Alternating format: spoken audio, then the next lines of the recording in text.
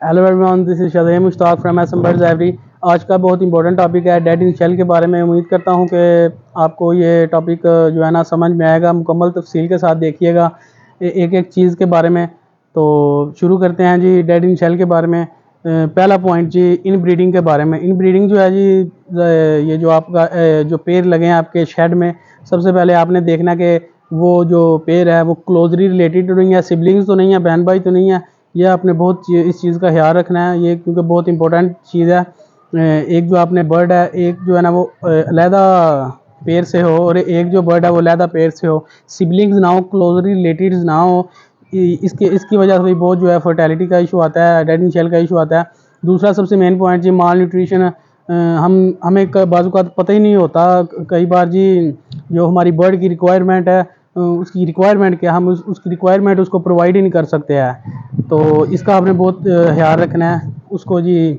उसकी multivitamins, protein, उसके calcium, ये आपने पूरे करने हैं ताकि उसको सब्जियां डालनी है, सॉफ्ट फूड, गीला दाना, ये आपने मेंटेन करना है रेगुलर।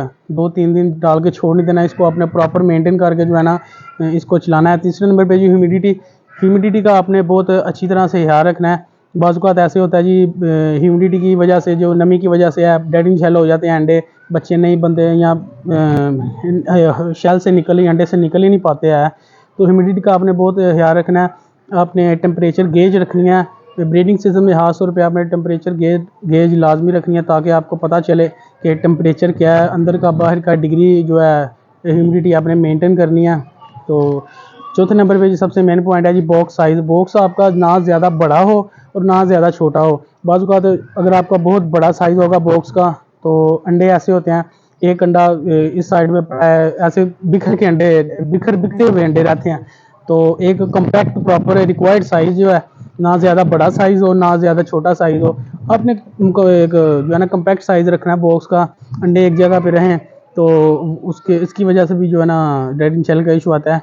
पाँचवें नंबर पे पॉइंट है जी, हम करते हैं जी गंदी नेस्टिंग की वजह से। आपके पेड़ ने एक क्लच निकाला है तो आपने वो साफ़ नहीं किया, और आपने फिर उसके ऊपर ही दूसरे जो है ना दूसरे क्लच के अंडे आ गए हैं।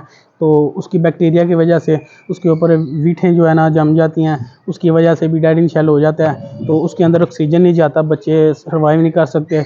छठवां जो नंबर है जी, हम ओवरडोज जो है ना बहुत ज़्यादा दे देते हैं कैल्शियम की। कैल्शियम जो है ना आपने अपने बर्ड को एक रिक्वायर्ड फॉर्म में कैल्शियम प्रोटीन उसको प्रोवाइड करना है, ज़्यादा ओवरडोज नहीं करनी कैल्शियम की। और क्योंकि जो ना कैल्शियम होती है, ये अंडा भी जो है ना कैल्शियम का बना होता है। तो इसका जो शेल है ना, बाज़ औक़ात हम इसको ओवरडोज इतना हाइपर कर देते हैं, तो अंडे का जो है ना स्ट्रक्चर वो ना कैल्शियम पे बेस्ड होता है, वो इतना सख्त हो जाता है कि जब 21 दिन पूरे होते हैं, जब हैचिंग का टाइम आता है, तो बच्चा जो होता है वो अंडे को तोड़ ही नहीं सकता, इतना सख्त उसका शेल हो जाता है। तो इसका भी आपने बहुत ख्याल रखना है। 7वें नंबर पे पॉइंट है जी, अगर आपने जब बाज़ औक़ात ऐसे होता है, पहले क्लच के बच्चे सेल्फ हो गए हैं, तो उसी के दौरान ही जो है ना पेड़ जो है ना, बर्ड जो है ना एग ले कर देता है। तो वो जो है ना सेल्फ चिक्स के नीचे ही रोल होते रहते हैं एग्स। तो रोलिंग की वजह से भी, उनकी चूंच लगने की वजह से, उनके नेल की वजह से अंडे टूट जाते हैं। तो उसकी वजह से भी जो है ना डेड इन शेल हो जाता है। अच्छा जी, 8वां पॉइंट है जी अंडर बर्ड। सबसे मेन पॉइंट आपने ख्याल रखना है कि बर्ड की एज पूरी होने देनी है। जो यूरोपियंस ब्रीडर्स हैं वो जी रिकमेंड करते हैं कि कम से कम 18 महीने एज होनी चाहिए बर्ड की। हम पाकिस्तान में हर चीज़ की ना जल्दी करते हैं, तो हम 8 महीने के भी 10 महीने के भी लगा देते हैं। मैं जी हूँ जी तकरीबन 1 साल के बर्ड करके ना, तो उसको ना फिर मैं एक जोड़ा प्रेफर करके मेंटेन करके लगाता हूँ।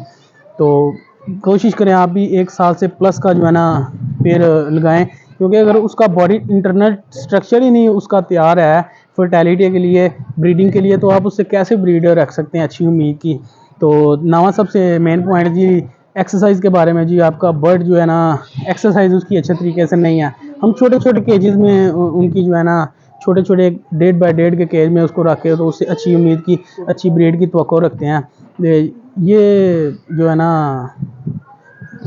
छोटे छोटे केजेस में आपने नहीं रखना, एक रिक्वायर्ड और कम्पैक्ट साइज़ जो है ना केज का आपने देना है।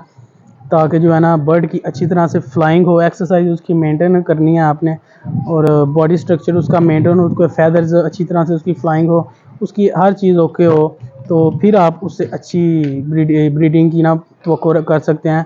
तो ये जो मैंने ब्रीफली सारे पॉइंट्स आपको बताए हैं, तो उम्मीद करता हूँ इसको वीडियो को एक बार फिर से गौर से देखें, आपको दोबारा किसी चीज़ की ज़रूरत नहीं पड़ेगी। तो उम्मीद करता हूँ आपको अगली बार इस ये जो मरहला है डेड इन शेल का, इससे भी नहीं गुजरना पड़ेगा। वीडियो को लाइक करें, शेयर करें। बहुत शुक्रिया।